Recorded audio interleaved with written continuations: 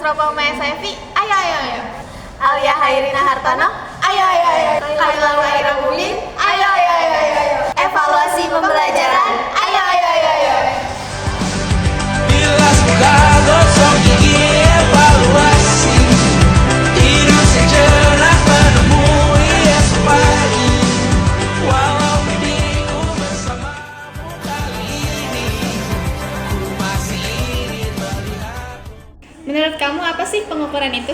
Pengukuran itu adalah suatu proses mengukur massa benda dengan alat. Menurut kamu apa sih penilaian itu?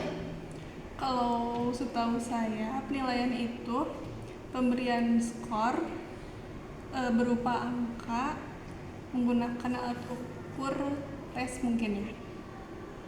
Menurut kamu apa sih evaluasi itu? Kalau menurut aku, evaluasi itu kayak hasil akhir yang terkumpul dan nantinya bisa jadi bahan perbaikan suatu hal.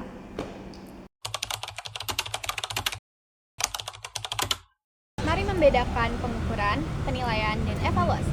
Menurut Kamus Besar Bahasa Indonesia, pengukuran adalah proses, cara, perbuatan mengukur.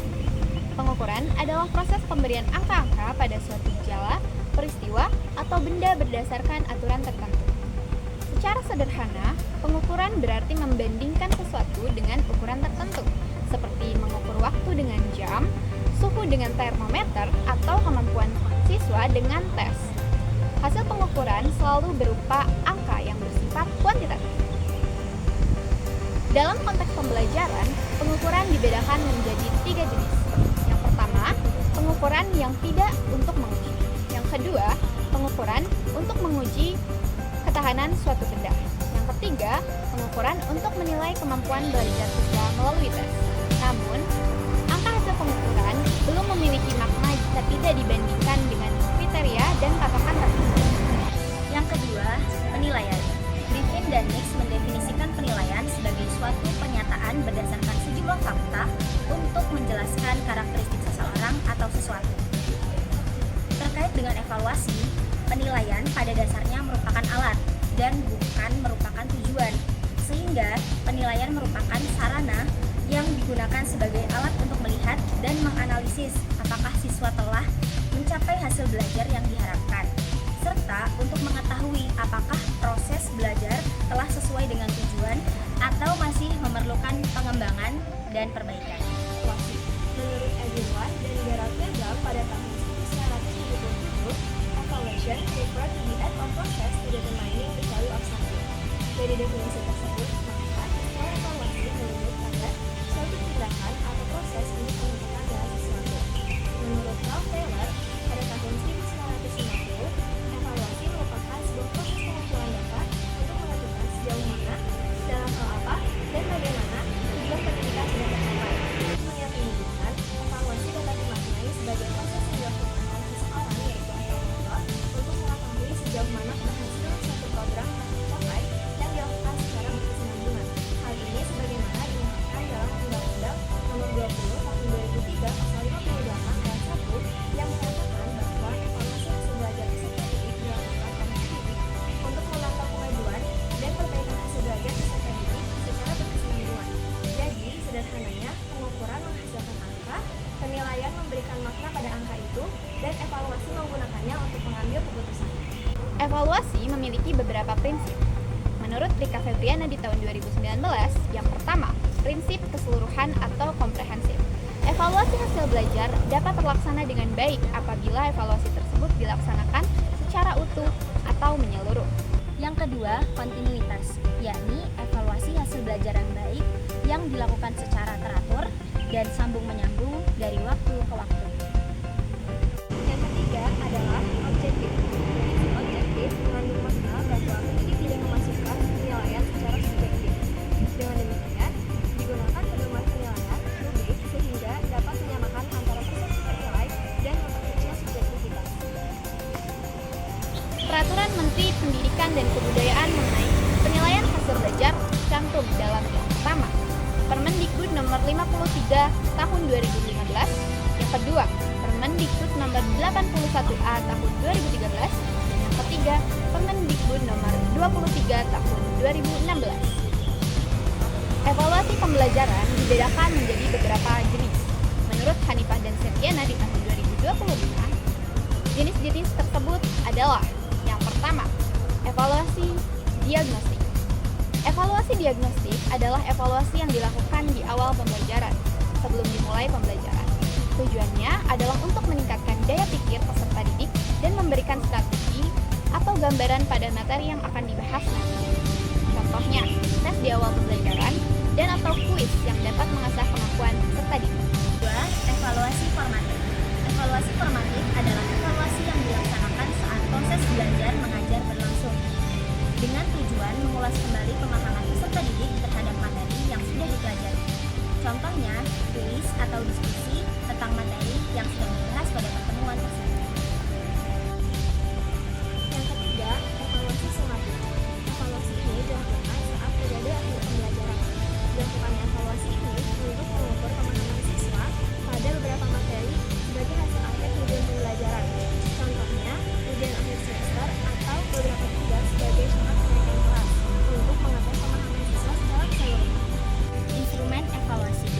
Instrumen evaluasi pembelajaran adalah kegiatan yang dibuat secara cermat dan menjadi elemen paling vital dalam proses pembelajaran untuk menilai seberapa baik dan efektif proses belajar dan mengajar, serta untuk memahami tingkat pemahaman siswa, keterampilan dan nilai-nilai siswa, kemampuan guru dalam mengajar, dan memperbaiki program pengajaran.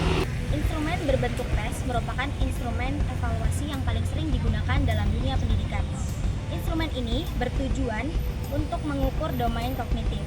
Instrumen tes terdiri dari berbagai jenis sesuai dengan fungsinya, seperti uji tingkat pencapaian belajar, uji kemampuan, uji bakat, uji diagnostik, dan uji penempatan. Melihat dari jenis jawaban yang diberikan oleh siswa, uji dapat dibagi menjadi 3 kategori, yaitu uji tertulis, uji verbal, dan uji praktek.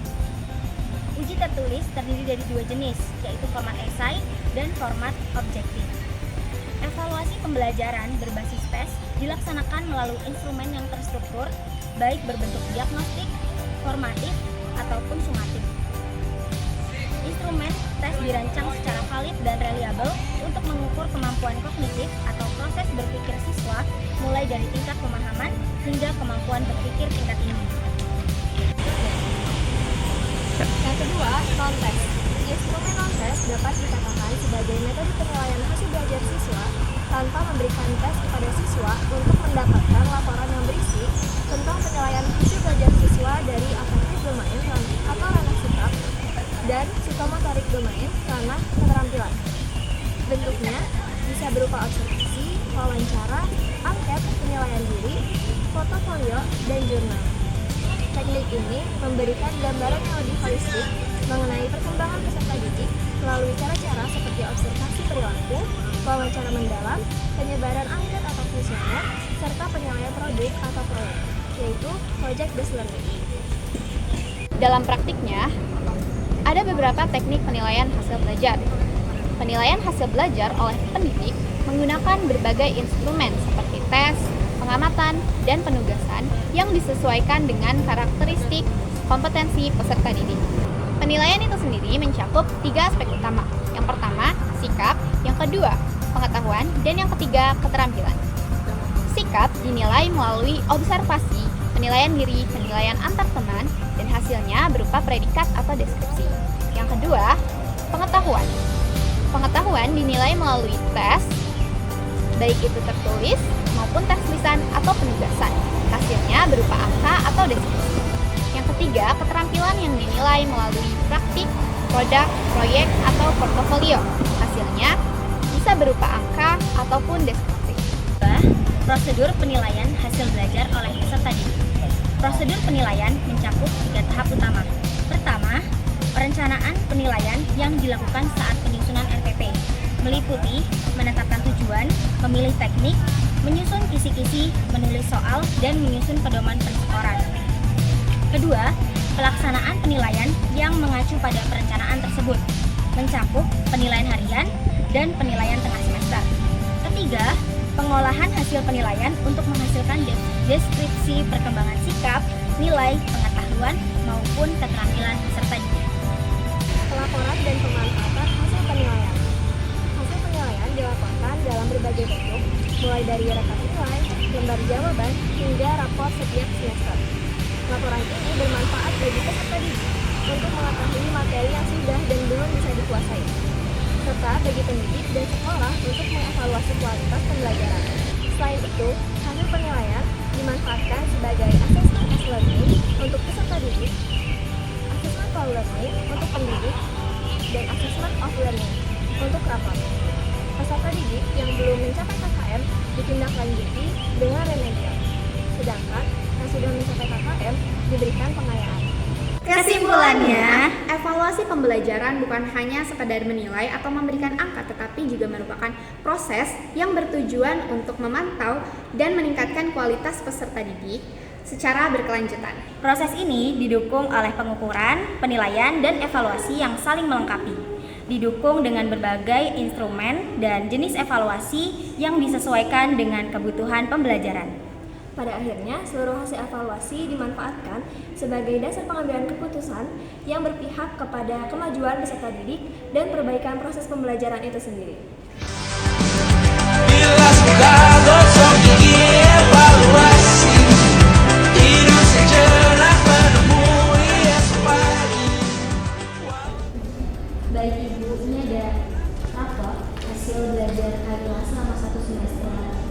Alhamdulillahnya di semester ini Kayla sudah menunjukkan perbaikan, namun perlu ditingkatkan lagi di pelajaran matematika. Jadi Kayla sudah cukup baik di semester